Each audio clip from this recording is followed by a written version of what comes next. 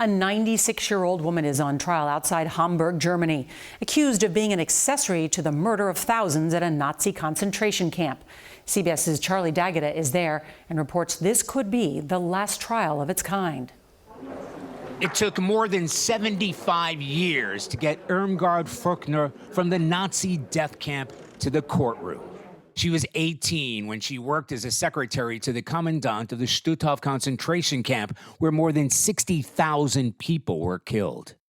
Her attorneys say she rejects the notion that she's personally responsible for any crime, and she's been anything but cooperative, saying she'll refuse to comment.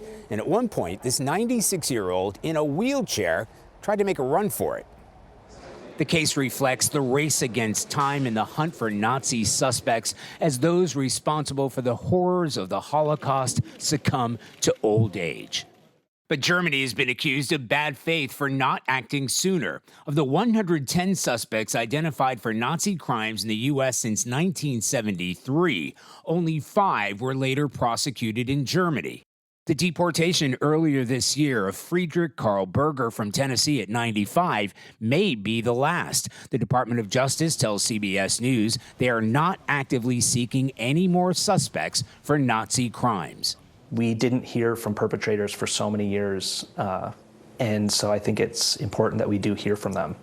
Ben Cohen's great-grandmother was murdered at Stutthof. His grandmother survived but died last year. We say never again.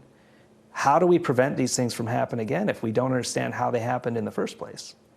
For Holocaust survivors and families, the search for closure continues until every last person is brought to justice. Charlie D'Agata, CBS News, outside Hamburg, Germany.